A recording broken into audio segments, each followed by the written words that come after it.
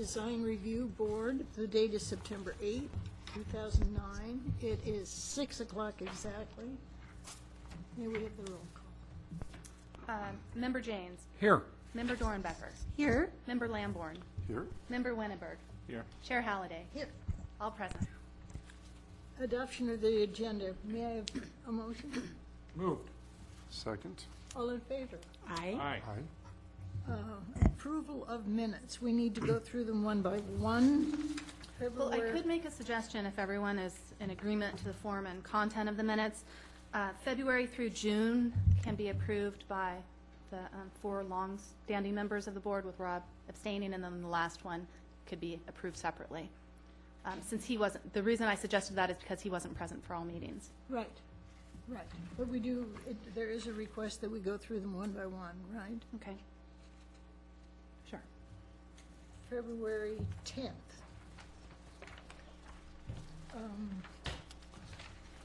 Are there corrections or additions to the minutes? Could we, I make a motion that we adopt the minutes as received. Second. all in favor? Aye. Aye. And I would like to say, I don't like to see minutes that are 6 months in arrears. I would like to get a resolution that this matter, and I know it's not your fault, or your, but it should be better than this. March 10th. Are there corrections or additions? On Article 8.2, it said there was a discussion and comment from Rob and Tim. Is it out of place to request what that discussion entailed? It wasn't a motion, it's just chat. Yes, that's beyond the scope of what we want to include in the minutes based Okay. on the new format. Okay. I do have one objection to the minutes, and that is that that Rob's last name was misspelled consistently throughout. Every time I read it, I believe there's an R. Oh, it is. Thank you. Winterberg. You don't want. Thank you. You don't want to change it? I'll just change my name.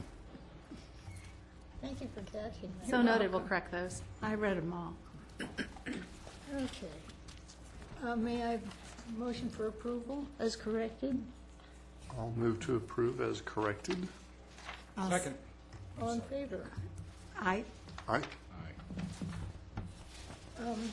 Minutes of March 10th have been approved. Minutes of April 14th. Are there any corrections or additions? I'll make a motion that we approve these minutes as received. Second. All in favor? Aye. Minutes of April 14th are approved as written. May 12th. Are there, I will move to adopt the minutes as presented. I'll second the motion. all in favor? Aye. Aye. Minutes are approved as written.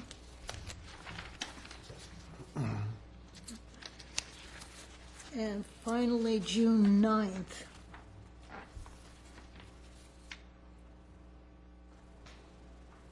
I'll make a motion that we approve the minutes as received, as written. Second. All in favor? Aye. Aye. Minutes are approved. Sandra, would it be possible? There's one more Oh, for July. more. I'm sorry. You're right. July 14th, the Steel Day. Corrections, additions? Just the correction of my name again. I'll make a motion that with the correction of Rob's name, we approve these minutes. Second. All in favor? Aye. Would it be possible for you to send us an email of a draft of the minutes 1 week after our meeting? Is that within the realm of possibility? So it's fresh in our minds. Perhaps, definitely within the month before we go back to the next meeting. The reason these minutes were delayed is because of the new Granica system, and while we were formatting the minutes with their technicians, and we've just finally resolved that matter. If you notice, the town council is backdated for the same period of time with minutes. Okay, thank you very much. All right, public comment. Is there anyone who wants to address issues that are not on the agenda? Seeing none, we will go on to the consent calendar where there are no items. Presentation and discussion, none.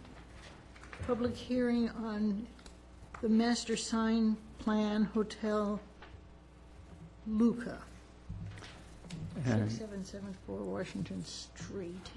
I'll have to recuse myself. My residence is within 500 feet of Hotel Luca.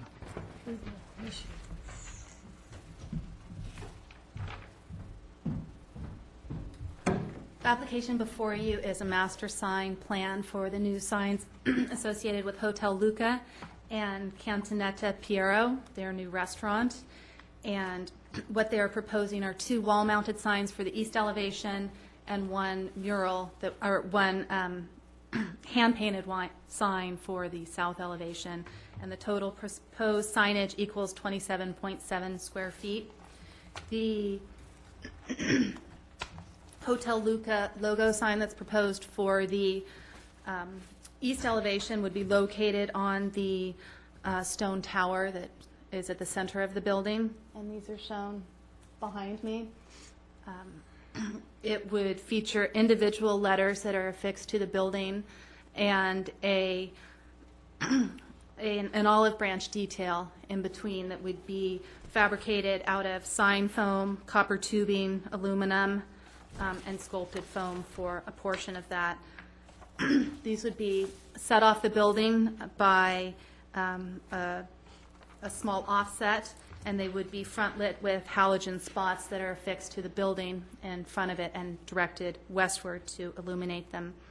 The second Hotel Luca sign is hand-painted, as I said, on the south elevation, and it matches the design and colors of the sign just referenced. The one thing that was incorrect in the staff report is it indicates that there's no proposed lighting for this sign when it will also feature the 2 halogen spotlights to illuminate it. The third sign is the restaurant sign for Cantonetta Piero, and it's an approximately 2.5 square foot sign that would be placed on the plaster to the left of the entry. It consists of individual letters that would be attached to the building. Cantonetta would be flush with the building face, while Piero would be offset slightly by 1/4 of an inch. The Piero letters would be backlit with LEDs, and beneath the name are 2-inch square color blocks in Mediterranean colors to pull the theme together. Staff analyzed this request as part of the master development plan for the property, and that there was a condition requiring it to come back to ZDRB for approval. And we looked at it mainly in terms of sign area and number of signs, and it's well within the total amount of signage that the building can have based on 114 lineal feet of frontage, so it's within that standard. And the number of signs is more than the 1 sign per business that is allowed under the master sign plan. However, there is an option for more flexibility as part of the master development plan process, and that's how we're analyzing this and recommending approval. In this case, as I mentioned, the total signage is below the minimum, and these signs are very compatible with the character of the building and each other, and the south-situated sign serves a beneficial purpose in directing drivers and pedestrians to the driveway and the business. We find that it meets the findings for sign design and criteria, and we're recommending approval. Good report, thank you. Do we have questions? Not for me. I have a question. When it says backlit, how much spillage will there be? Do you know what I'm Backlit means that it creates a halo effect. It's directed backwards toward the building, so it really limits the amount that shines outward and to other properties. One is front lit and one is backlit. Right. The two front-lit signs are the Hotel Luca signs, and those would be small directional lights that face toward the They'll be sign. on the building, right? And is there much spillage? Will people object that? Well, they're intended to be directed to illuminate the signage and Yeah. not spill above and beyond that.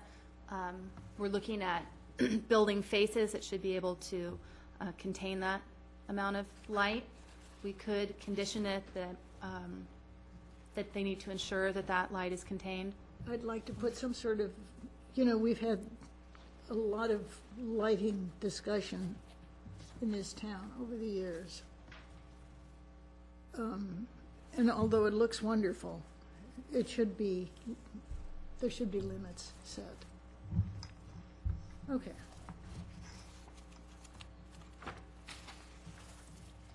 Does the applicant wish to speak? Thanks for your report, Sandra. The only thing I'd like to say is I think that, I'm sorry, it's David Fink from Hotel Luca. Nice to see you all again. I think we could just put a 15-degree light bulb in the halogens, and that's a very narrow focus, and it'll just be right on the light. So rather than doing a 40-degree, which is more of a flood, I think, that would take care of that issue. Right. Yeah. So thank you very much.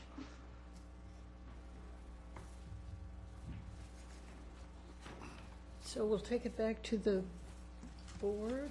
Is there discussion on this issue? Jason, no? Rita? No questions, no comments? And is this approval item? Yes. Okay. Does someone want to make a motion to approve? I'll be happy to make a motion to approve the lighting as described and as presented, and with the caveat of the 15-degree. But we're approving on this, the design of the, The signs? yeah. That's what I'm talking about, I'm sorry. Okay, I thought you were just, I'm sorry, I don't mean to quibble. I thought you were just talking about lighting. No. I think the signs are lovely, and I was proposing that we approve them. Second. All in favor? Aye. Aye. Congratulations. A walk in the park. They're very nice.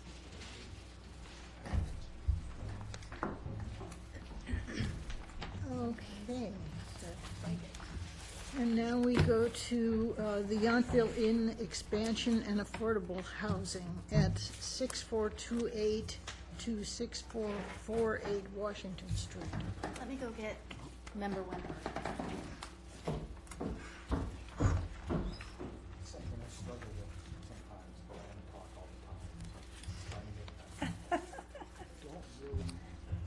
You have a lot to say. You should feel free to speak. Absolutely. No.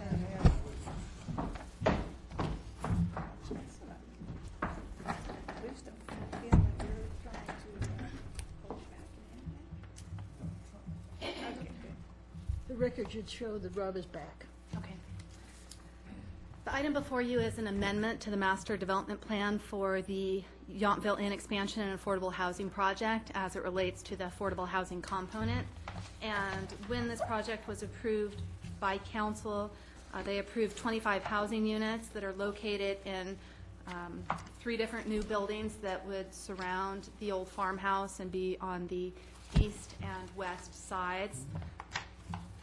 And the farmhouse was to be maintained and remodeled into 3 housing units with a recreation room, a laundry room for use by all the guests. The farmhouse was to remain true to its form and be restored with window replacement, true to the original building design, and the The new buildings were approved with an architectural style of horizontal cedar siding with different stairway and railing details and some projecting gables over the second floor residences. Buildings 1 and 3 were approved as two-story structures, and Building 2 was approved as a partial two-story. And you can see it in the illustration that's in your packet and on the wall.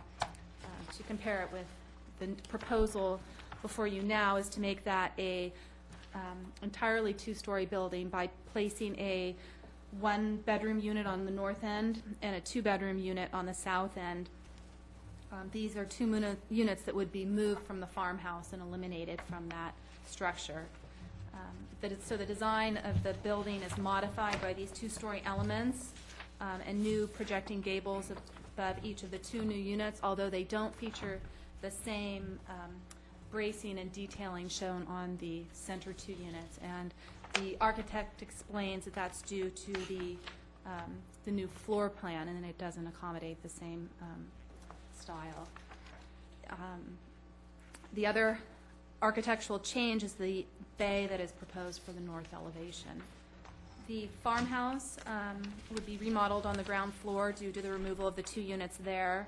And in addition to the recreation room and laundry room that are approved, it would accommodate a new sitting room with an adjoining kitchen and bathroom, and that's for use by all the residents, and an on-site office for the manager of these units.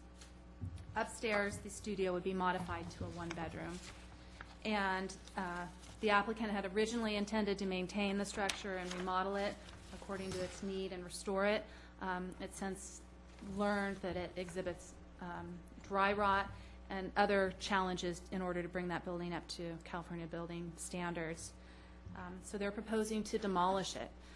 The farmhouse? Yes, Oh. and to rebuild it according to its existing footprint and to maintain it true to character with its window and door placement. There are slight modifications to it, and that they're proposing a small addition to a portion of the east elevation and a change to the front porch. It's now more of a wraparound porch and more focused. There are also some changes to the stairwells, that the exterior stairwells, and therefore functional use is why those are proposed. They do intend to keep and restore the fireplace and chimney, so that element of the building would remain, and build it around it. Their intent really is to capture the charm and architecture of the farmhouse and maintain it with new materials, and to match window style, sizes, siding, and trim, all those items. So we analyzed this for conformance to the zoning and design ordinance, and we find that it is in conformance to lot area, FAR, building height, setbacks, open space, and parking. And we looked at it mainly in terms of design issues related to Building 2 becoming a two-story building at the entrance to Gateway, and it's also the building closest situated to the street. And we noted that it does meet the minimum setback, and it includes architectural features which soften somewhat of that mass. So we are recommending approval, or not approval, but we will to council. We find that it's consistent with the other structures on the property. The other design element we looked at was the farmhouse and the fact that they want to demolish what is considered a local historic building, even though it's not nationally designated on a register or anything of that nature. And we look favorably upon the applicant trying to maintain the character and charm of that farmhouse by the building that they proposed. They had come to us wanting to enlarge it by double, and it really affected the aesthetic and the look. And when the project was originally approved, the farmhouse was a central anchor to that site. We are going to recommend to council that the Napa Landmarks review and comment on this proposal, and that they don't have any serious issue with it. One last issue we'll bring up before council relates to affordable housing, and the applicant is wanting to change the unit sizes. The three studios will be eliminated and replaced with 2 one-bedrooms and 1 two-bedroom. And staff finds that the one-bedrooms are almost equivalent to a studio. They meet a small household size, and that the two-bedroom offers another option, and that it really can balance the distribution. So we're not too concerned with the loss of the 3 studio units for the replacement units. So what we're asking you to do is to review and discuss this amendment and provide comments to council so we can take it before them for review. Thank you, nice report. Any questions of staff? I have one.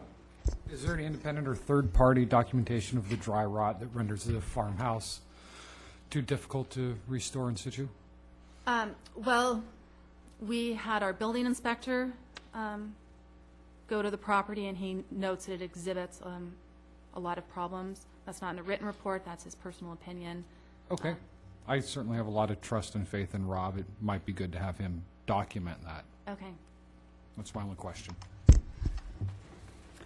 And I noticed that first of all, I'm glad that I've done away with the 3 smaller units, the 3 studios. I think those are really a waste of space. So I'm very happy that they've gone to 2 one-bedrooms and 1 two-bedroom. But it does seem to be that the changes that will be made on building number 2 will impact is it true that they will impact the entrance to the Gateway mobile home park? It seems to say so. Well, they're located, it's the building located in closest proximity to that entrance.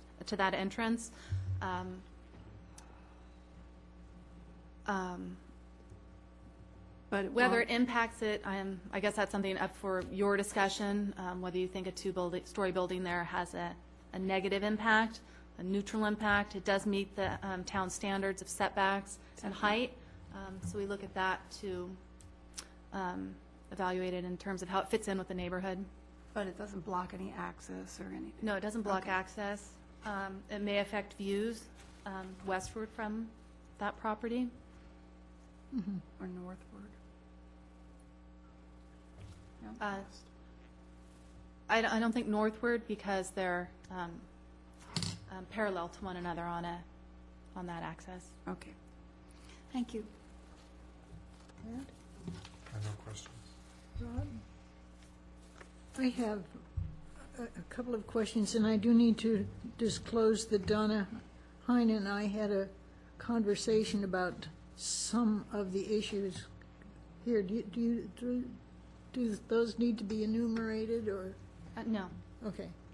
So one of the things that simply confuses me is on the architect's plan, A1.1, it lists the address as 6462. And I couldn't make heads or tails of that.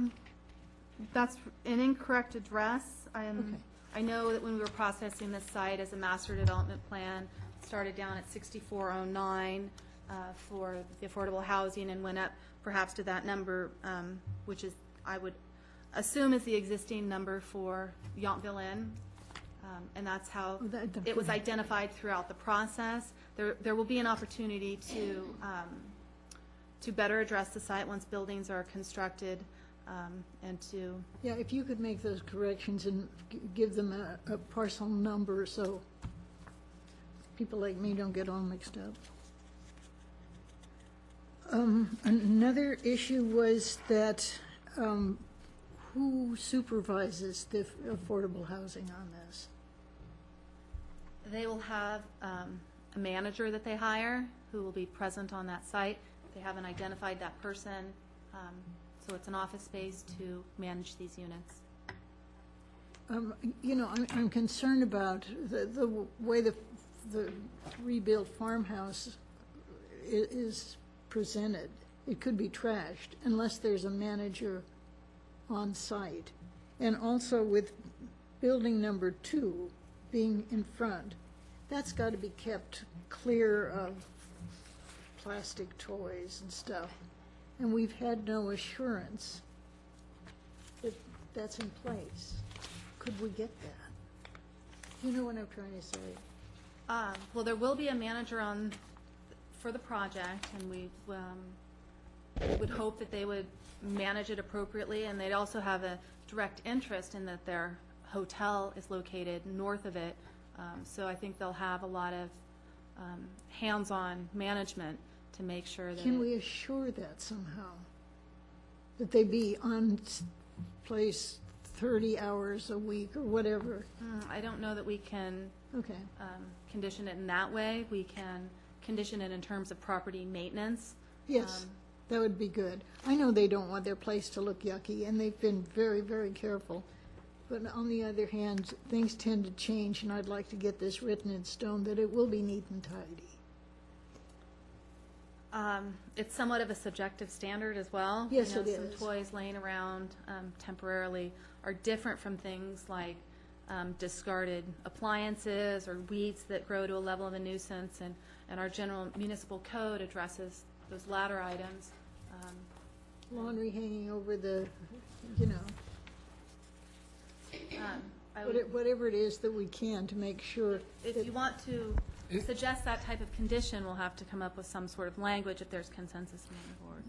Don't you have if I may, Madam Chair? Yes. Have some standard condition language that talks about the project, any project as approved needed to be maintained in perpetuity as approved? And isn't that an expansive enough language that could cover that? I've seen that condition on other projects, so we're not reinventing the wheel. You're right, and that probably already applies to the project and the master development plan. That would I be could check great. since I have the conditions here. That would be great. And there was also some concern about parking, and if the affordable folks could be limited to one car per unit, then parking wouldn't be an issue.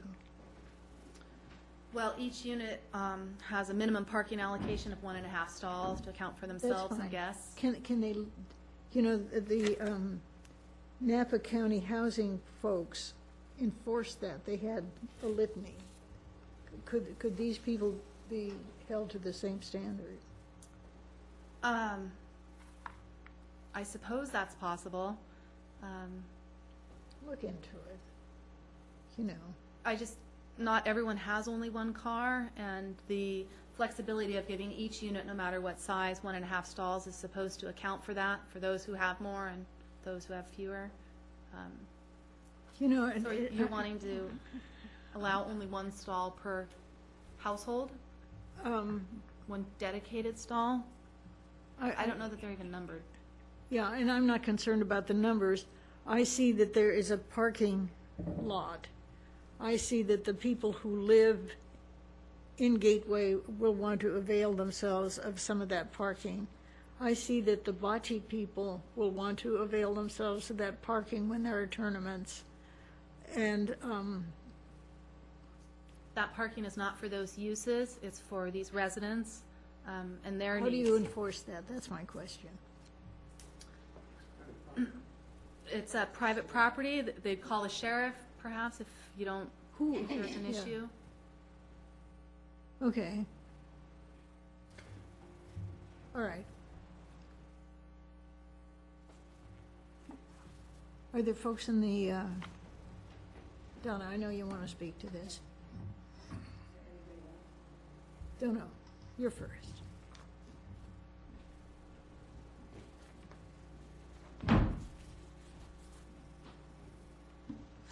My name is Donna Hine.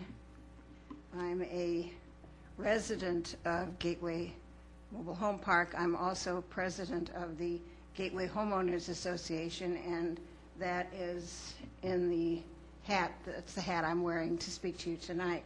I'm here representing the Gateway Homeowners Association, and we would like to be on record in support of Mr. Altamira's application to amend his original application for workforce housing.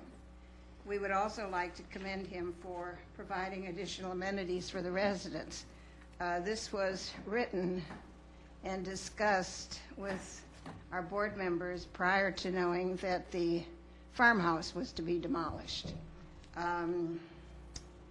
I would say that I would almost have to say maybe there's a condition to this approval, although I am willing to concede as an individual renter, but not as a spokesperson for the homeowners in that regard, because that house has a great deal of sentimental value to quite a few of the residents there.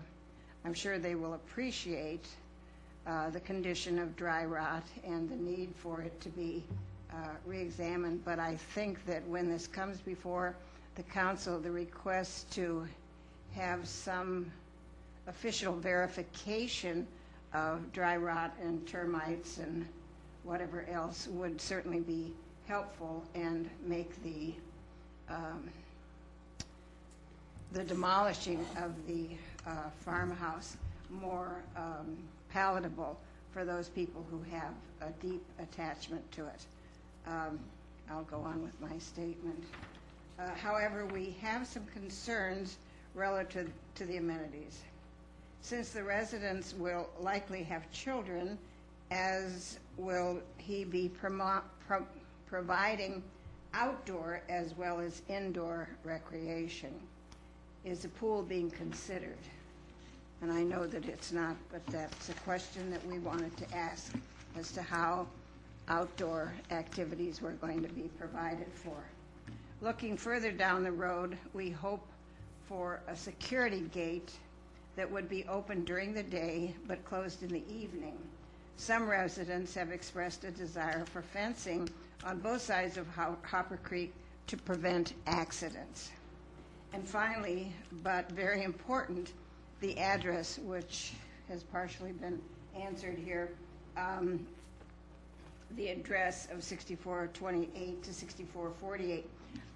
Residents in Gateway currently receive their mail at 6424 Washington Street, which is the entry off Washington. The entry off Washington is Champaign Drive. Individuals may notice, I'm sorry, I can't read my handwriting because I had my eyes dilated a little while ago, so please excuse me. I received my notice for this meeting at 38 Claret Court, which is my true address.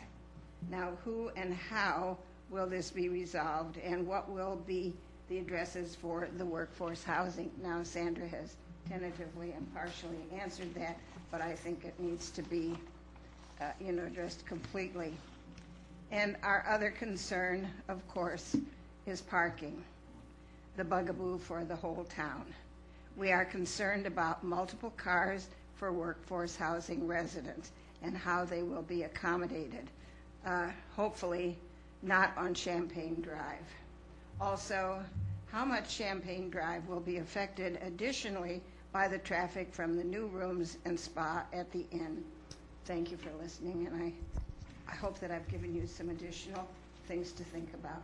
Ma'am, I'd like to ask you a question about one of your comments. The gate you're referring to, is this to separate Gateway from the rest of Champaign Drive, not to separate all of Champaign Drive from Washington Street? No, it's to separate the workforce housing from the Gateway residents. There is, at Hopper Creek, which is where we begin, so Yes, I to understand. speak, that we would like a gate across there. We have thought about this for quite some time, but the residents are now more concerned, and we would like it to be considered open during the day, but closed at night for security purposes.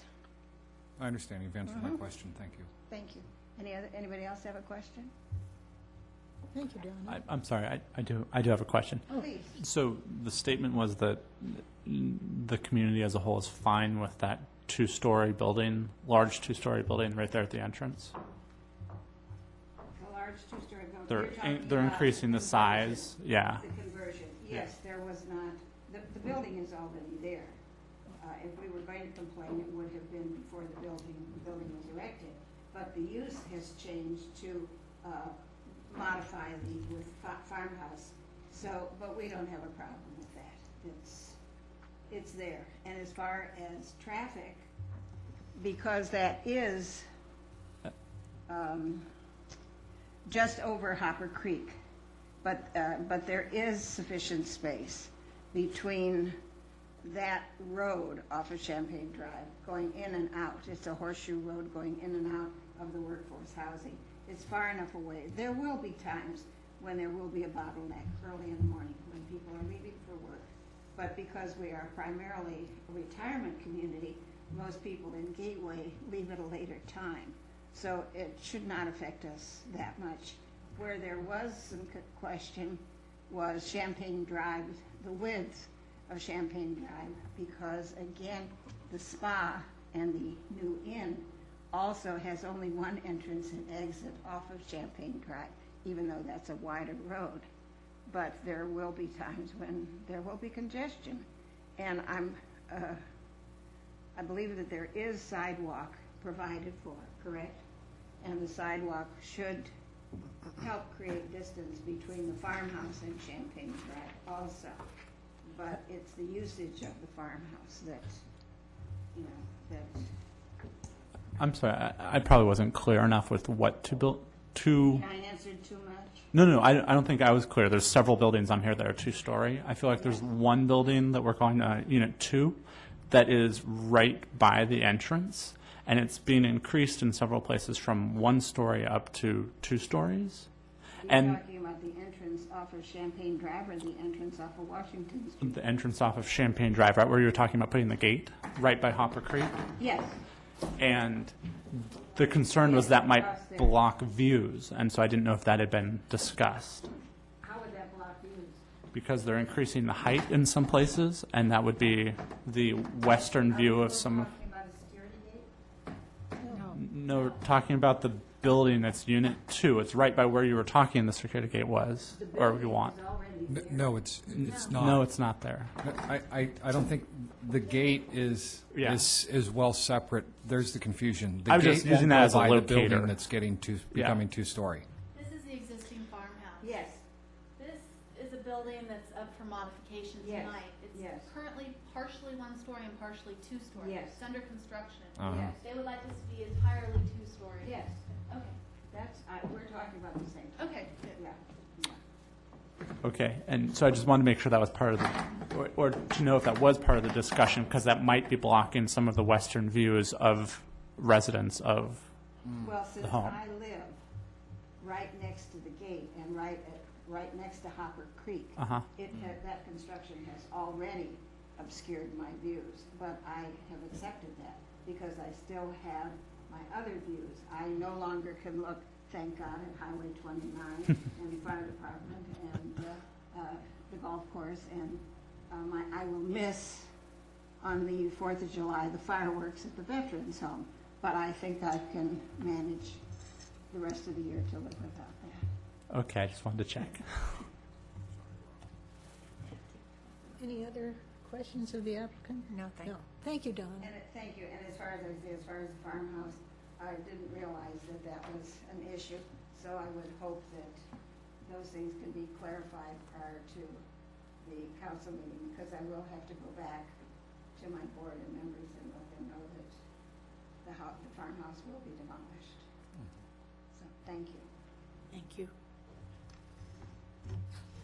Is there anyone else wishing to address this issue? No? It's the applicant. The applicant. The applicant is in the audience. Oh, does the applicant wish to speak to this issue? I'm sorry?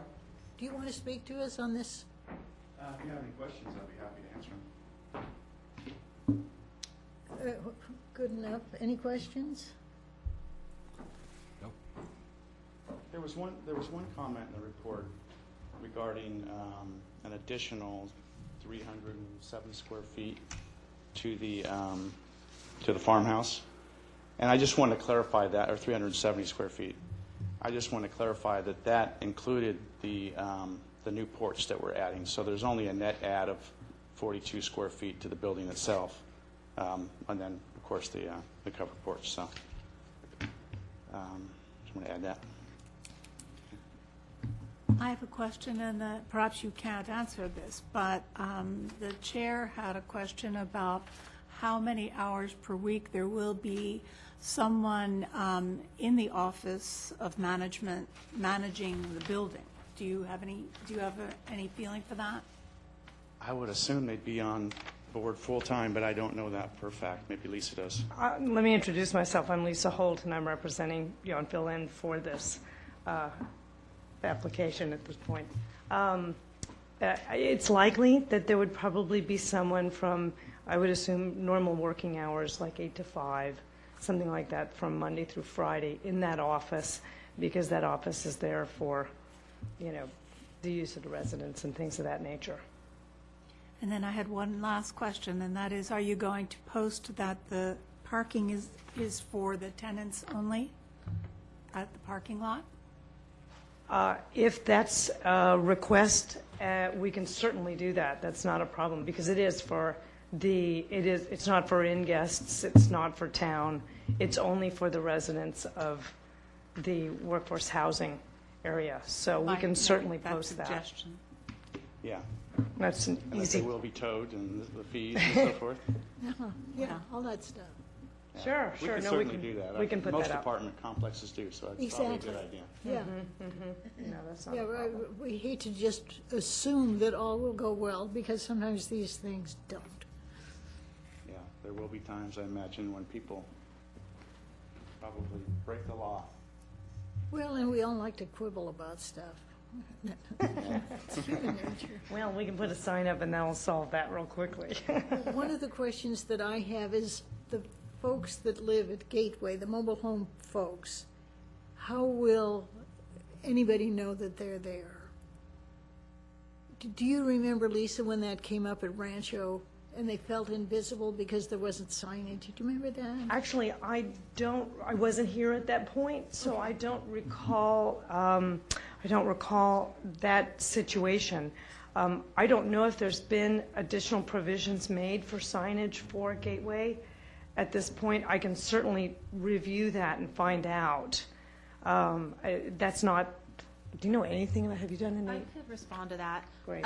The first sheet of the drawings show the location of a sign for Gateway at its entrance. So Two and then- signs, actually. Very good. Two. How about One that? closer to Washington. Oh, and there is one closer to Washington as well. Yeah, I just wonder if it's enough, because there was so much to do at Rancho, and I don't know why they felt that they weren't served by the fire department, and what were those issues? But, when they were finally resolved, it was just a huge sigh of relief. I'm not familiar with those issues. Okay. But anyway, you have it covered. We could certainly, I'm sure that could also be accommodated, especially on the parcel that contains that's the section over by Building 3, in the submittal, closer to the street, if needs be, for, fire or safety or anything like that. I don't think that seems like that would be an issue. Well, and they have GPS, so I didn't understand what that was all about anyway. But they did feel invisible. And when they got their signage up, they were relieved. So I'm happy to know that the sign is supposed to be up. I just hope that it's in place and facing the right way and all the rest of it. So, Well, it's what shown on the about, plans, this is work that's under construction, so I don't believe they'll go in until the project's completed. There is actually a temporary posting on the exterior sign, on the exterior fencing, the construction fencing, that is just inside on Champagne Drive, that's posted on the fencing that encloses the lot, the construction lot. So it is there now. It's not on Champagne Drive, it's on Washington. Excuse me, it's on Washington. You're correct. And we would prefer it instead of being flat, it should be an angle so people approaching can see that it is Gateway Mobile Home Park. I had 3 people come to me today to ask me to find it. Okay, well, I'm sure that that's something that we can easily handle. Yeah, for the balance of the construction period.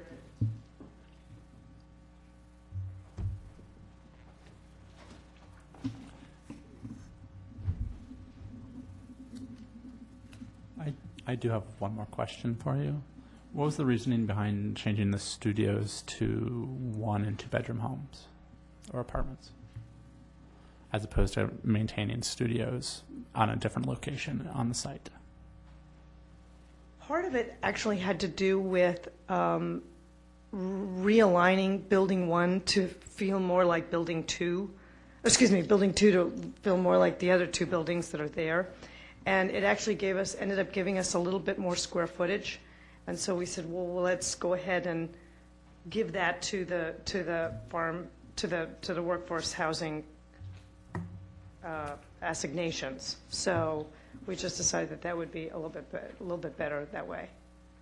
Gives you a little bit more of an opportunity to have a broad range of unit sizes to be able to work with. The studio sizes, I think, were 300 square feet apiece, and the one bedrooms are 530, I think. So it's a little more comfortable too. But I doubt they're going to be rented for the same amount. Are they rented for the same amount? I don't know if the rents have been established, to be honest with you. Well, I'm just saying in general, a studio is cheaper than a one bedroom. I would think so. I would too. I'm not sure exactly whether or not the rental rates have been established at this point. And the population that will inhabit those houses, will they work locally or will they just live here? It's likely that they'll work locally. In fact, I think that we're expecting that a certain percentage of some of the hotel employees will be able to be housed at that. That makes sense. Yes. And the rest of it simply doesn't. Yeah, no, it's really. That's the whole idea. Yeah. Madam Chair, I would presume that the affordable preference policy applies to this, which gives a weighted lottery. So if you already live and work in Yountville, you have a greater chance of being rented, and if you work only or live only and then all else. So there's a weighted preference to people who are already working and living in Yountville. And I'm sure, The development yes, agreement also allocates 13 of the units for a preference for Yountville employees, and the remainder, as Jason has just described. thank you. Good. All right. Anything else? Thank you very much. Great. Any other Thank you. questions or? I'm ready to summarize. I'm ready. Ready? Do you want to make a proposal? Well, Well, this is not a motion, this is just a Yeah, recommendation. no, I'm ready to provide my comments for council. First, I'd briefly like to address Ms. Hines' comments. With respect to outdoor activities, security gate, and parking, while I think those are good questions, I think we need to be able to draw a nexus between the application in front of us and the change in use to be able to recommend any additional conditions. And I don't see that the change in use relates to any of those things. So while they're good questions, I can in good conscience say that now is the time to add new conditions. On addresses, I think I'm correct that those are all assigned by the town clerk administratively in consultation with the sheriff and the tax collector and the postman. And of course, they're going to work as hard as they can to make sure that everyone has a distinct address, if nothing else, for emergency vehicles, so there's not confusion. As far as the project, the comments, Sandra, I'd like to get to the council. First, on the farmhouse, I would recommend that no demolition permit be issued until the plans for the new structure are approved. Since it's being presented as the farmhouse is the guiding template for the new structure, if it's not there, it can't be referred to. So I would recommend that condition.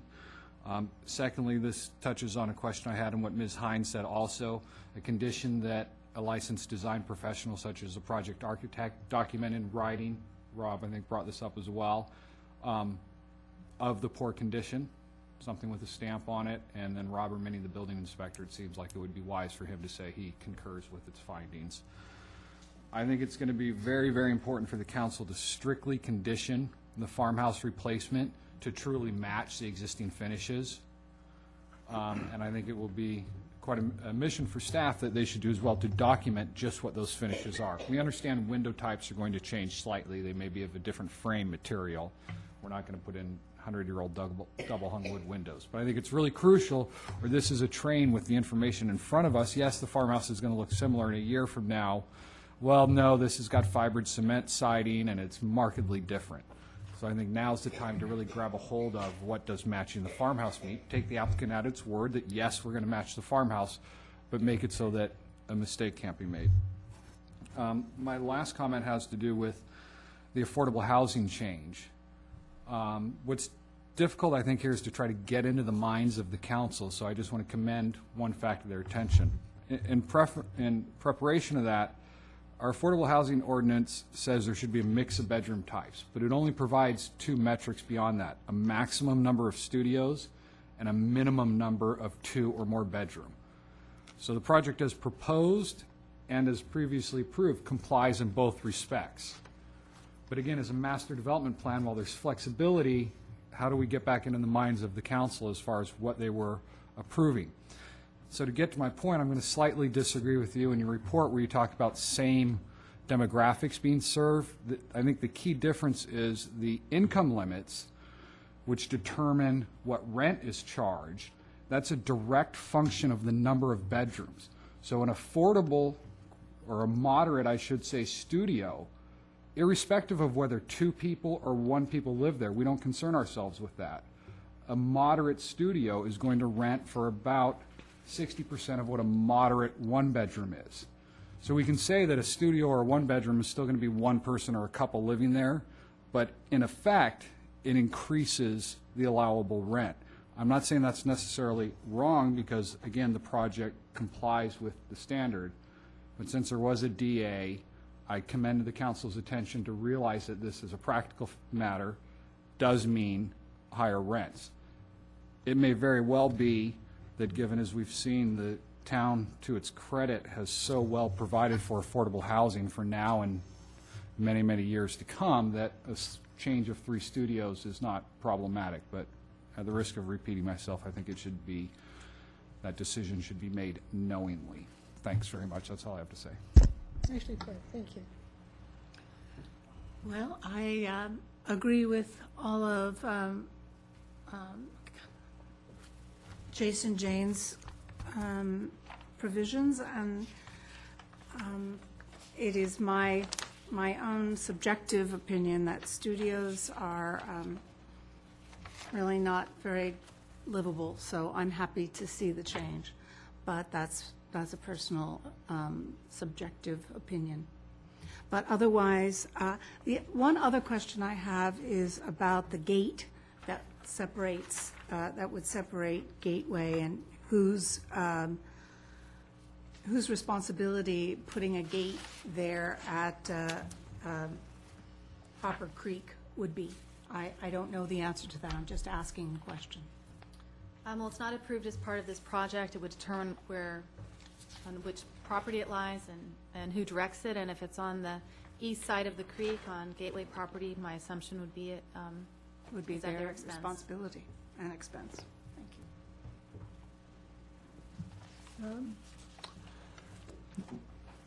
I have to agree with Jason James, and he was getting at what I was getting at, that if we're talking about a fair disbursement of sizes of housing, I feel like having the studios there is really a valuable thing.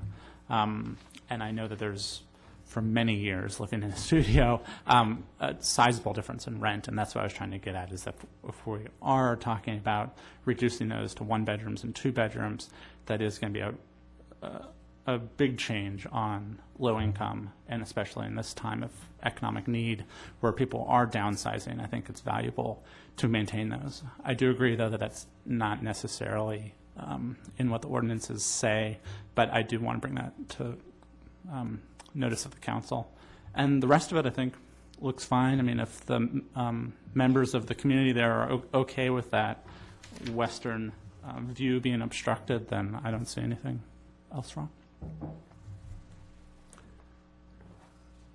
I support all the preceding comments. I think it was an excellent summary by Board Member Janes.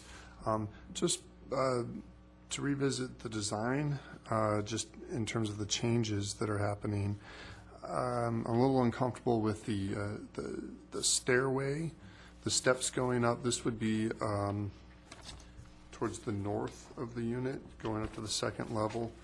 I see it blocking a window. It's just, it's a really long run. If that could be articulated one way or the other, flipped around, put into 2 flights, something to split it up, I think would be nice. Likewise, the right or southerly elevation of the building is large and stark, and if it were unit number 3, where it wasn't facing anything immediate to the south, I don't think it'd be a big deal, but because it's facing another structure and it's going to be seen, I'd like to see something to break it up, maybe a window punched in there or something. And other than that, I'm supportive of what's already been said and what's been presented this evening. I concur. I'm a little uncomfortable with presuming that the caretaker will keep order. I'd like to get some language in there to verify. I recommend that the council avail themselves of that. Do you need anything more from us on this? No. Thank you. Okay. Mission statement for the CDRB. And Jason, I know you're sitting this one out, but it seems to me, and I notice whenever the mission statement comes up, my name is linked to it, and I would like to urge the council that this has nothing whatever to do with me. This is a matter of public policy. We are a body that makes very important decisions that affects people financially, and we should know what our limits are and why we're here. And then Steve Rogers wrote a purpose statement, which was, it's wonderful, but it's mostly descriptive. I would love to see the board address to what extent we can address subjective items, things of taste. And we need to discuss that as a board. If we're willing, unless you don't want to do it at all. And that, we should discuss that as well. I just don't know how to put into words it is subjective to say to maintain an aspect of elegance and decorum for commercial structures. So each one of us has a different viewpoint. So that's between these two statements, I was looking at them too and thinking, how can I relate them? Because I think what you're looking for is more of a philosophical statement. Is that correct? I'm not looking for anything. This should be a board decision, and we should decide, yes, we want to go here, or no, we don't. I think we should define who we are and what our purpose is. But it shouldn't be mine. I guess when I was considering this, I did some reading up on what mission statements are for. I know I've worked under them for many, many years, but I've never actually been involved with writing one before. It's not easy. And so I was trying to look out there and see what people were saying, what the guidance was. And it seemed to me that a lot of them were kind of more philosophical, less concrete and more subjective to me, that they were guiding principles as opposed to descriptive tasks. Yeah. And so I felt like, Steve Rogers did a great job describing what we did. Mm-hmm. I even felt that the one that we started with was a little on the descriptive side. Okay. And it seemed like a mission statement was something that every decision we made, we should be able to link it back to a mission statement, some sort of guidance to it. Yeah. And that being said, I felt like, that we review and advise building design and landscaping. I mean, yeah, that's what we do, but it's not really a link of some sort of morals or values to it. And the other thing I kind of felt was, I'm not sure we want to have that much subjectivity. So I wasn't sure about the value of it. A lot of what we do is evaluating ordinances. Mm-hmm. Kind of feel like it would be like a judge having a mission statement. They're not supposed to have mission statements. They're just supposed to evaluate what's already there. And so I wasn't sure the necessary value and utility of us having one, if really our mission is to uphold and interpret the ordinances that are already there. That's where I fell. Well, if I could go back, I think, I've been on the board far too long, but one of the most contentious things we had was Piazza Quercia. And I'm not saying that right. And I know Chip Burrell, when he was on it, he said, it looks like Disneyland. And what I'm trying to get the board to say is, are we entitled to that? And we should, as a board, we should agree, either yes, we are, or no, we aren't. And I would be satisfied. Entitled to say that, you mean? To make that judgment. Do we simply review ordinances, or is there a subjective element in what we do?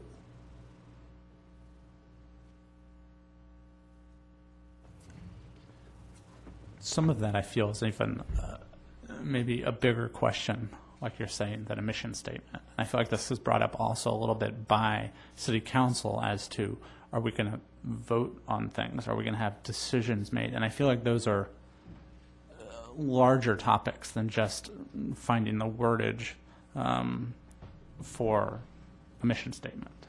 So I feel like a mission statement maybe isn't a good idea right now unless we change our purpose, I guess, or we define our purpose more. Okay, I'll go with that. I'd just like to see some definition, especially when the minutes, and I know this is no one's fault, but when they're 6 months late, I feel we're drifting unless we have some set of criteria about what we do.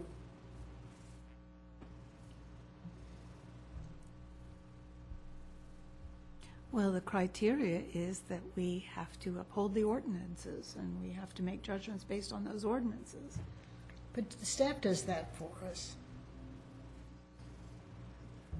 Well, can I make a Please comment? do, yeah. Like the Disneyland statement, that there's language in the design ordinance that keeps, it doesn't really know how to put it exactly, but it continually talks about the character of this town and preserving the character of the town. And I think that's what the ZDRB is, in part, their job is to make that judgment of how something is compatible or not with the character of the town. And Yeah, I don't know if it needs to be put in, I mean, saying something's Disneyland is a, you know, it's a statement, but Can that be a finding? I think it's getting to someone's opinion that it's not in keeping with the character.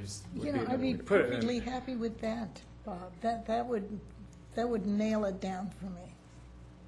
That this ZDRB is a citizen advisory board. Well, it's sort of appointed by the town council to provide input and direction related to what is and what is not compatible with the character of the town. That sounds great. I'd be happy with that. Anybody else?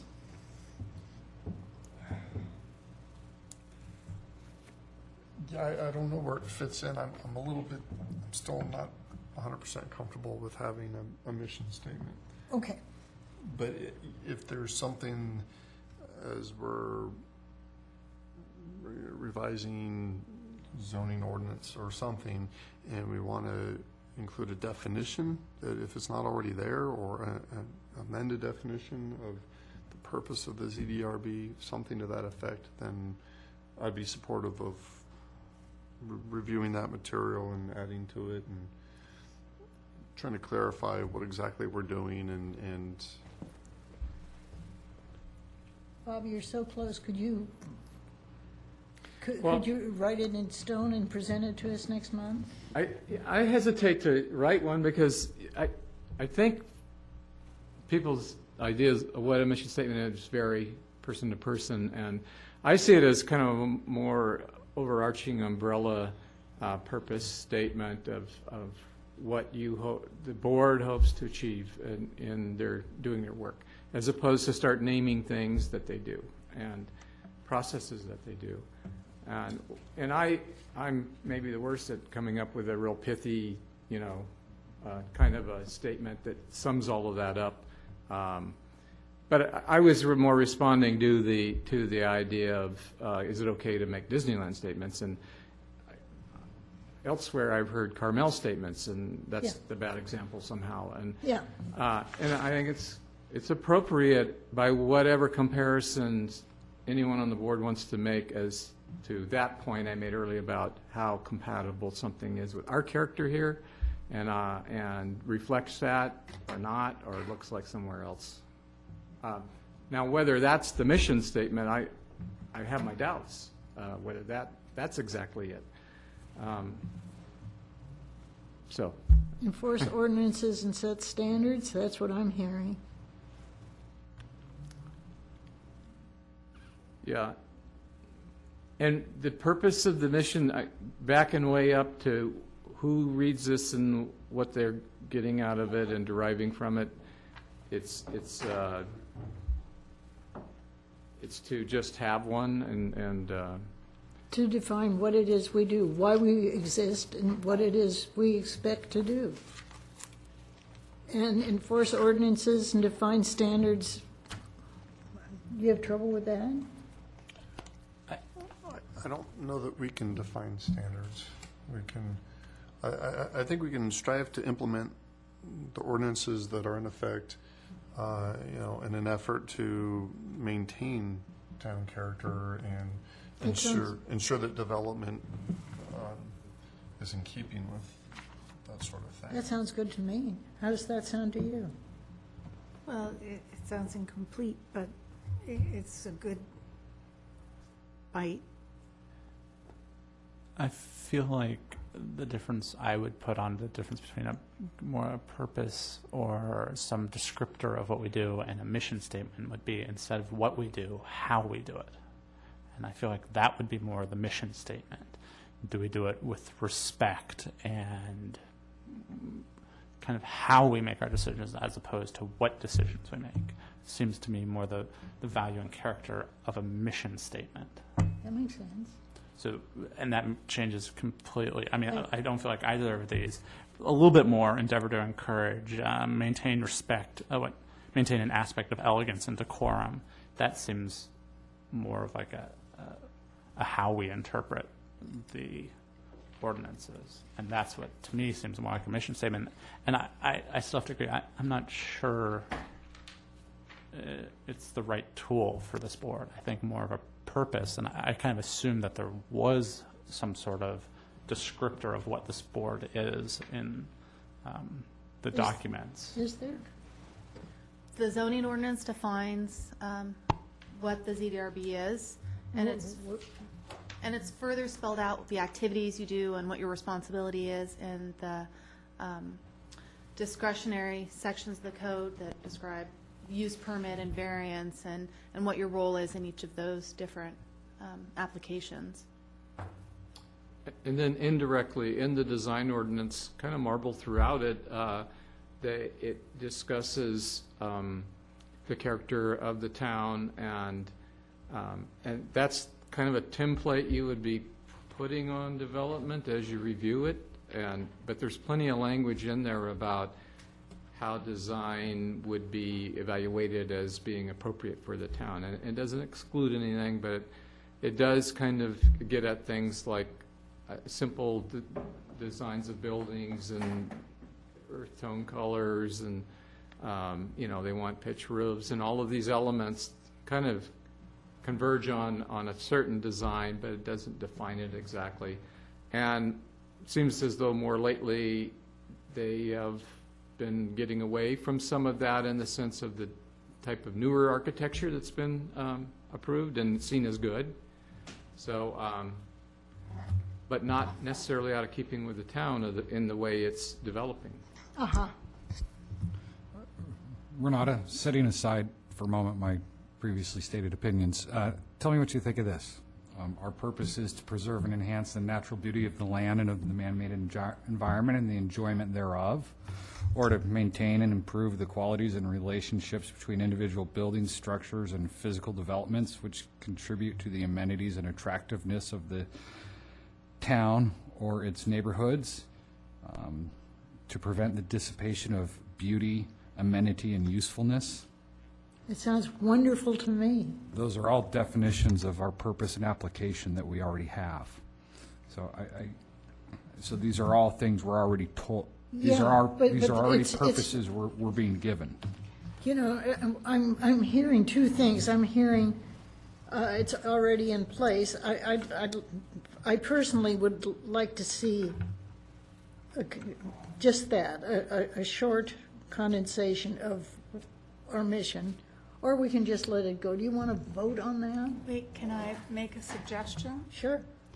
The Zoning and Design Review Board is a citizen advisory board appointed by the town council, which strives with respect to implement the town's approved ordinances to ensure that development in the town is compatible with the character of the town. I like that as well. Okay, now what? I don't know. It does seem like, I like both those statements. I think everyone's given their input into how they feel about it. Yeah. But we don't exactly know if it's worth moving forward and drafting more language and considering it further. So it might be appropriate to take a vote to see whether you should proceed or whether you're happy with the status quo right now. That's a great idea. Can I have one question first? Jason, was what you read from the ordinance? Okay. Yes, I was quoting the zoning I just ordinance. I made some minor revisions for clarity by saying its neighborhood rather than a neighborhood. But Okay, I just want to make sure that was clear. I will make a motion to table this subject indefinitely. Is there a second to that? I'll second that. All in favor? Aye. Opposed? I'm opposed. We have 3 people not voting.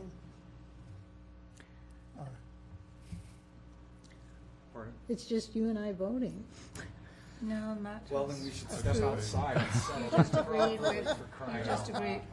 I'm afraid that You can't I'm beat me. also going to agree with Jason on this. I think that it's spelled out in what we're supposed to do, so. Okay. Yeah, I have to go with that too.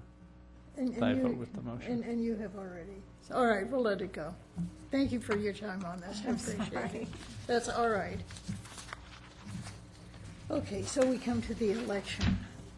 Can we have some guidance on? The last item before you is the nomination of election of a chair and a vice chair. And I would think a good way to go about this would be for any of you to nominate one another or yourselves. If you have an interest in serving in that position, you certainly can nominate yourself. And let's, I don't know, get started in that way. And then we'll take a formal vote. Do we have any nominations? I'd like to nominate Board Member James as chair. Okay. Any other nominations? Okay. Well, I'd like to nominate Board Member Matt as Vice Chair. Very good. Any other?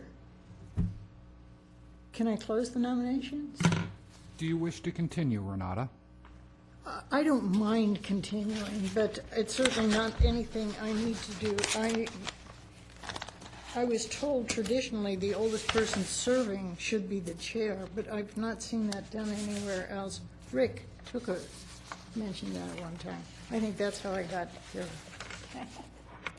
But I think, Jason, you do a wonderful job with your assistants. So a change of venue, I think, is a good idea. Does that answer your question? Yes. Okay. We don't have to go outside and fight. I was looking forward I do have one question. I definitely agree. I would nominate Jason. But we talked briefly beforehand about your involvement with the community and your employer. Would that become a problem ever, being the chair and having to recuse yourself more often? It wouldn't mean more often at all. The additional responsibilities such as they are as chair, no. And Matt would step in. That's what happens when. We have a slate. All in favor of accepting the slate, say aye. Aye. Opposed? You're elected. Congratulations. Please, no, I did not vote. It's unseemly to vote for this. Okay.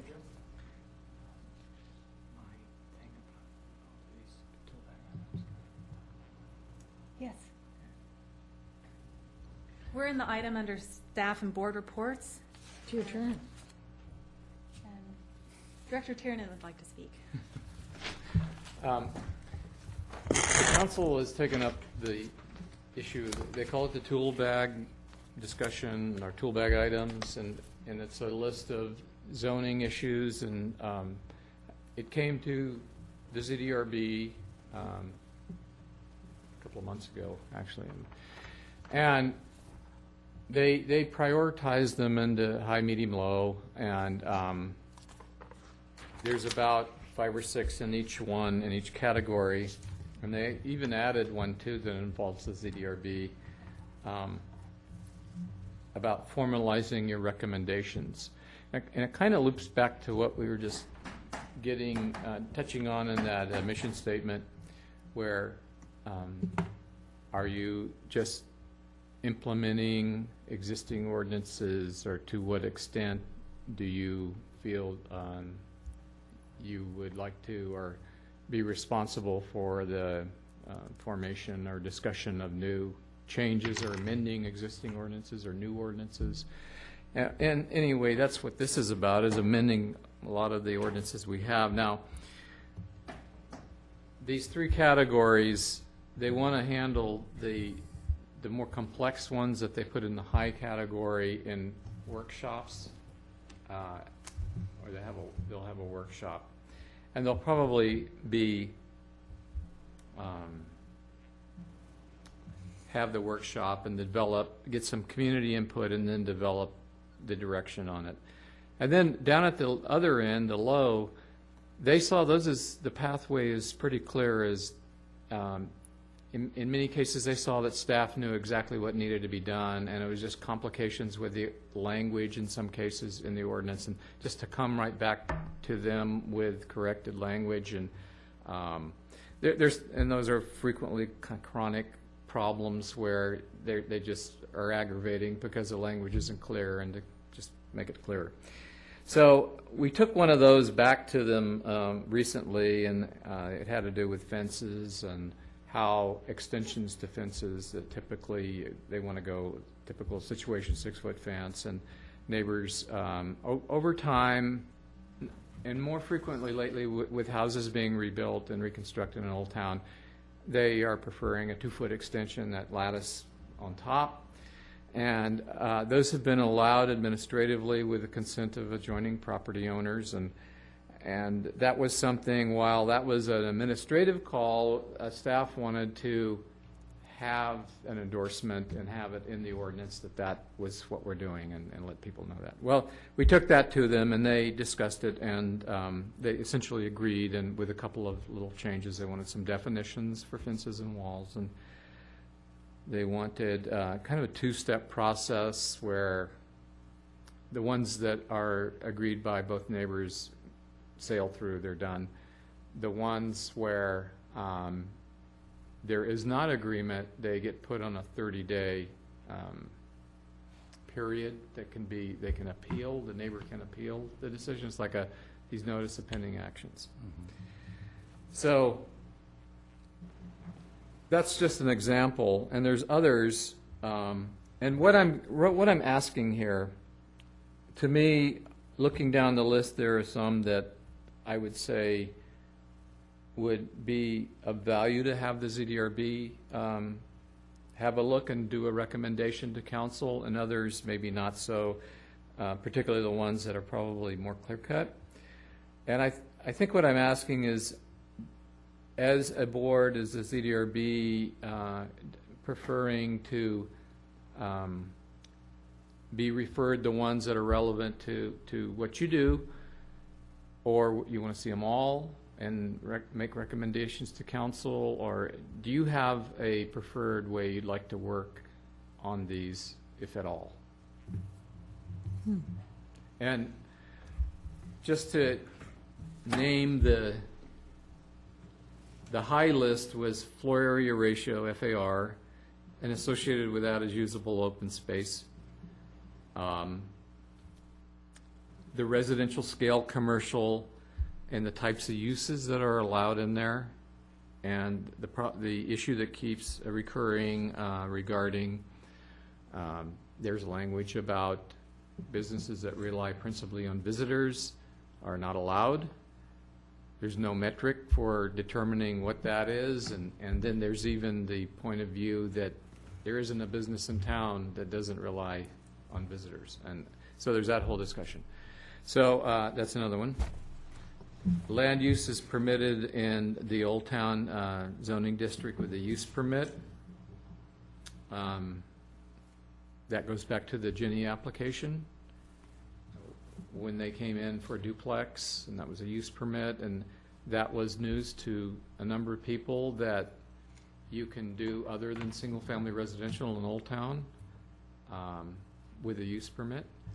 So there was a request to discuss that, to whether, that we have single-family, yes, but we have throughout Old Town duplexes and triplexes and apartment buildings even.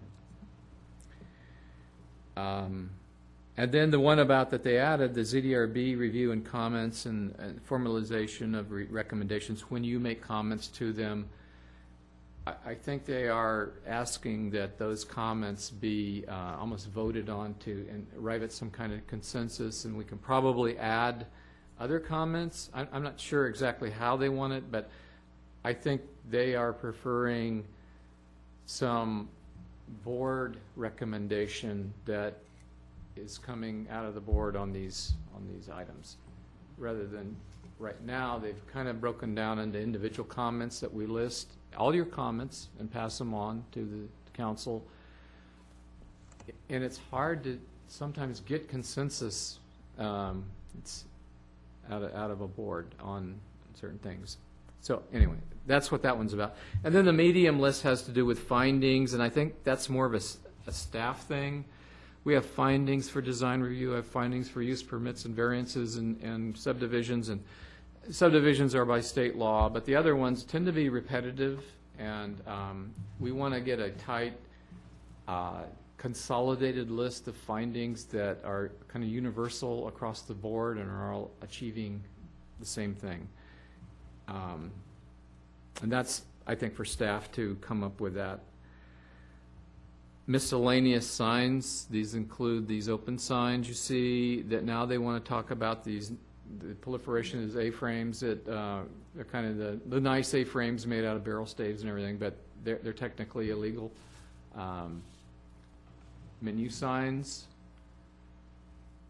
We have quite a section in the sign ordinance addressing menu signs, and a big deal is made out of them. But fact of the matter is, menu signs are a common feature of every restaurant, and we're a town of many restaurants, and barring anything very unusual, it ought to be almost more administrative to have a menu sign than 3 pages in the sign ordinance of what to do about it, or 2 pages or whatever it is. That's included in miscellaneous signs. This is kind of an oddball one. The maximum lot size exceeded by remainder parcel in a subdivision. This is Jacobson, where they had 15,000 square feet. They were 2 existing houses. They were dividing it, but even with that division, one of the lots remained over 8,000. Yeah. Now, both of them are closer to the standard, but technically one of them exceeds the standard. And what to do about that, I'm leaning to making that okay, but that needs something in the ordinance to make it okay. Single-family limitation on 2 stories of 50%. At some point, we're going to bump right against that, and somebody's going to be prevented from building a 2-story house because it's used up on the block, that quantity of 50% on a block. For my part, I'd like to see that move from low up. That's in the medium. Oh, I'm sorry, I Yeah. thought we were on low. We're in medium right now. And so, yeah, it elevated to medium. That one, master development plan process and streamlining that. We do the 2 meetings, the concept, and then 2 meetings, preliminary, final, and then it turns out to be 2 meetings for each of the 2 meetings, ZDRB and council for each of those steps, preliminary and final. There's been some desire to streamline that and just more typical elsewhere, although there's no guarantee something won't get continued, but you go to 1 meeting. They submit a complete package of everything, and maybe we can, in whatever form it will take, maybe we can save the non-deal breakers like lighting, landscaping, and color to maybe a future meeting, but the core of siding, circulation, the architecture, the materials, those get locked in at maybe 1 meeting. Residential minimum lot size, consider increasing that from 4,000 square feet. That's kind of a staff-initiated one of having a discussion of, if not an appropriate lot size would be a little larger and more approaching 6,000 square feet. And then the low ones are the parking standards, surprisingly, for all the talk about parking. That one was put rank low. Design review for uses not involving construction. That was the taco truck one. Rear porches, FAR. That came up on Gentil. Heritage tree, and that's the language thing. It says anybody, if they've got a heritage tree, can request financial assistance if it needs maintaining. Well, that's, everybody can ask that. There's no qualifier that you actually need the financial assistance. It just says you can ask. And the fence heights, already covered that. And screening parking has always been a curious, particularly when the parking is right in front, how you go about screening that. I can see that from the side, but what does that mean exactly? And people are always confused and go, what do you mean I've got to screen the parking? And they frequently, I've had people think it's got to be completely behind the screen, although it's still in the front, and they don't know how you get your car out and how that works. So that's more of a staff cleanup language thing. And that's the list. And some of these, like, I had the ZDRB maybe in on the master development plan, streamlining, and parking standards, and design review for uses not involving construction. And of course, you're formalizing your recommendations. But it's up to you if you prefer to, as a board, have a look at each one of these and make a recommendation, or limit them to maybe the medium and the high ones, or however you want to. For my part, signs and design review not involving construction, no interest in those. I think tonight was a great example. If there hadn't been a condition of approval requiring us to look at that sign, I'll bet it would have sailed through the staff level and probably been a lot more efficient for staff. But it was required. So those I'm not interested in. Design review, not having to do with construction. And the parking, because I think by and large, now that the parking standards are pretty solid. They work. People talk about it a lot, but it's usually what is the standard, and it seems to work. All the others I'm keenly interested in, particularly the findings. I don't know that I could write findings. In fact, I'm sure I couldn't. But we're repeatedly asked to verify that these findings have been met. And so I think at least having a chance to understand or maybe say, Bob, for Sandra, a professional planner gets what this means, right? When you write them, because you have a background in training that we may not, to understand what that means may help us. Because I look at some of them and say, yeah, I guess so, but I don't really know. And so, Yeah. I understand the repetitiveness. It seems like each one has 3 findings that says it's not going to hurt the neighborhood. Right. I get that. But, so. It used to be just health, safety, welfare, morals, peace of the community, and then they start dropping some of that. And And then some of it the gets more vari- elaborate, and maybe too elaborate in our case. And some of the variance findings, I think, are very, very onerous. And maybe they should be, but they're not in practice. You know, it seems like, you know, this will not constitute the grant of a privilege, or there's something unique about the property, so you could never use this as a reference. Yeah, and those are out of state law, actually. Really? Yeah. Oh. Yeah, it's to maintain parity, and so there is no favor shown to anyone, and that no one's getting an advantage in the same zone district. Okay. And- See, I didn't know that. Typically, variance is the word I hear as a planner, people throw around a lot, we'll just get a variance, you know, and they're very hard to get because of that. And it usually means that on the site, there's some physical characteristic like that prevents someone from building in a conforming manner that everyone else in the zone district can build to, because they have a rock outcropping or a slope or something going on there that prevents them from complying with zoning. So, Okay. Well, my question is, if we decide that, yes, all right, the medium and the high impact findings or discussions or whatever, we'd be happy to get involved in, are we going to, can we lay these out over a period of time and talk about the restructuring of these, or what?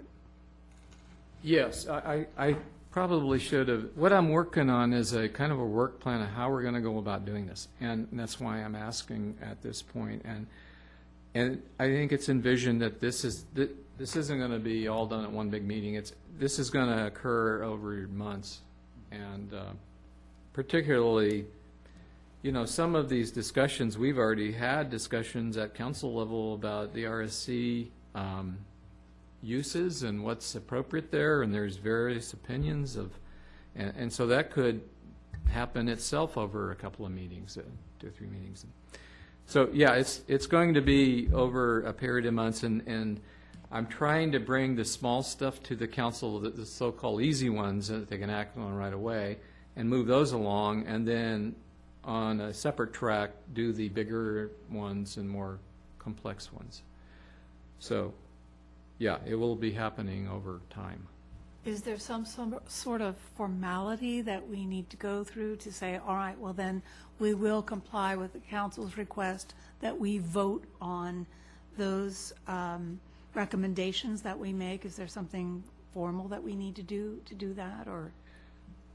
Well, that in itself is an item that will merit its own discussion of what that means and what form that would take. And I mean, we could make forms up and kind of, it's like more desirable, less desirable, you know, like you're taking a survey almost. It could get like that. I don't know what we're going to do. Could it be something like the motion is to adopt a recommendation, and then and the conditions of approval that would normally be attached to a motion, the conditions are just the recommendations. I would be in favor of that. I'd like to see some way for there to be dissent. If 3 people agree, the council can say, yes, we have a consistent recommendation or set of recommendations, but there's a mechanism whereby a person can dissent. But dissenting was, Board Member Smith. Yes. Smith, with these comments. I think no matter what happens, it's still important to convey all the comments and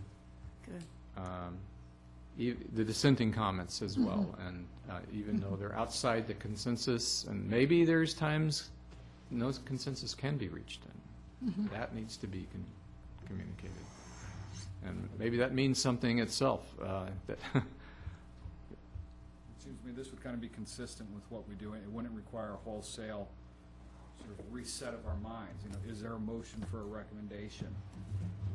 You know, I'm sorry, Rob, go ahead.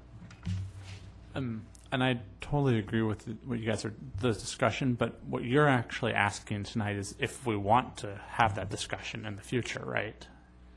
Yes. You're not actually wanting to have that discussion now. No, and we're kind of, getting into it a little bit, but I'm here to kind of ask how you want to tackle these 17 now, some in the 3 categories as they are, and which ones you feel are important, maybe all of them, and what that means if staff will go away, come up with develop some type of recommendation, or a recommendation will be developed out of a workshop, and then run it by after it's formed up to some extent, run it by the ZDRB for comments, and then it goes to council, something like that. Or do you want to be in on the ground floor formulating the solution, or addressing the issue and coming up with input at that fundamental ground level point?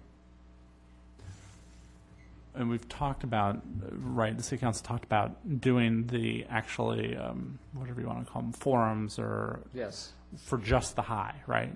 For the highs right now, yes. And then the rest of them were really going to be confined to discussion in the city council with public input, of course. Yes, there'll be these will be ordinance amendments, and because of that, there'll be public hearings. Now, let's take the fence one, for example, to staff, I thought that was a pretty clear-cut one. It's like, first of all, do you want to allow these, and this is what we've been doing, and how about adopting that as a way to allow them? And it got a little more involved, that there was a lot of questions that they were interested in, and it wasn't quite as cut and dried as I thought it would be, but in the end, the solution was fairly close to what I thought it would be. But they haven't adopted it yet. They gave staff direction, and now I'm preparing the ordinance change, and at the next meeting, I'll come back to them with an ordinance change that they will have a public hearing and adopt that, and then that will change the ordinance. So I guess my input I would love to be at the point just before the council. Whatever, if it's staff comes up with something first, and then it goes to some sort of public forum or workshop, whatever we're calling it, and then it would come to us, and then it would go to the council. That would be my opinion of where I'd want to put our input. Okay.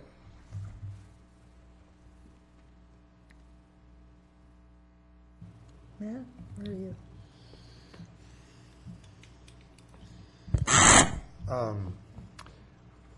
I'm sort of along with what you're saying, trying to understand how we would fit this into our agenda and go through this in a timely fashion. And I don't know if this would involve, first of all, I'd love to have input, and to what level, I'm not certain at this point. Is it a matter of including a couple items every meeting and putting that in our packet so we have time to prepare our comments, or are we just going to hash it out live Yeah, in the meeting? and that's another thing, because you're on different schedules. You have the one meeting, they have the two, and thought about that too. And one alternative is to maybe cluster 2 or 3 of them together and just have a meeting that's a special meeting of the ZDRB, where that's all we talk about, and the meeting doesn't need to last more than maybe an hour and a half or something, or an hour, and you'll have a packet, and you're basically making a comment about whatever item it is. And so we can keep things on track at the council, depending on how fast they move on some of these, rather than you only have the one once a month, of course. Mm-hmm. I've tried to think, well, we may need to have other meetings if we're going to do that. Sure. Try to bundle some. I agree with Board Member James that there's some that we don't really need to touch upon. And so I think the first step would be to reprioritize the list, given our own internal priorities, and revisit it that way. Okay. And, I'll tell you what, and if that's one thing everyone's interested in, I can email the list as it stands right now in the 3 categories and how they're divided up. And you can all, at your leisure, have a look and see what you think is something you would be interested in working on here. And to what extent does this have to occur within a publicly noticed forum? If we're simply making comments, I mean, there was the suggestion that we have a motion and conditions be attached as a way to communicate our ideas to the council. Assuming that if we do it that way, then it has to be within a publicly noticed. Now, the notice is when a decision and an action is taken to approve a project. Like, when you're making comments, these aren't really public hearings. The public's allowed to speak if they show up, but they're not public hearings in the sense that they're required to be noticed because you're taking no action. Okay. On big projects, we do send out a notice that the ZDRB will be talking about XYZ and allow people to get kind of in early and see how you're dealing with something, and if they wanted to say something, they're allowed to. Mm-hmm. But it's not a hearing in the usual legal sense, where Sure. at the council that has to be a public notice, and they have to conduct the hearing in a certain way. Okay. So we can still deal with this over email and those avenues without violating any Brown Act provisions? Yeah, you're just letting staff know which items you believe you'd like to work on at ZDRB. And then I'll report back to the ZDRB what that was, what the findings were, or the preferences were. Sounds good. Okay? We'll do it Okay. that way? Thank you, yeah, sounds good. Is that okay with you, Renata? I'm sorry? That's okay. Oh, absolutely, yeah. And I know that was a long thing, but I'm glad I was able to say that, because now it's bringing it back up to speed on where we're going with this effort on the tool bag discussion, and it was good information for me, and I hope for you. Keenly interested in it. Okay, before we adjourn, congratulations, Jason and Matt. And can I have a motion for adjournment? Who do I want to be when I grow up? Thanks, Sinatra. Is that what he was, the chairman? I'll move to adjourn. I'll second. All in favor? Aye. We are adjourned.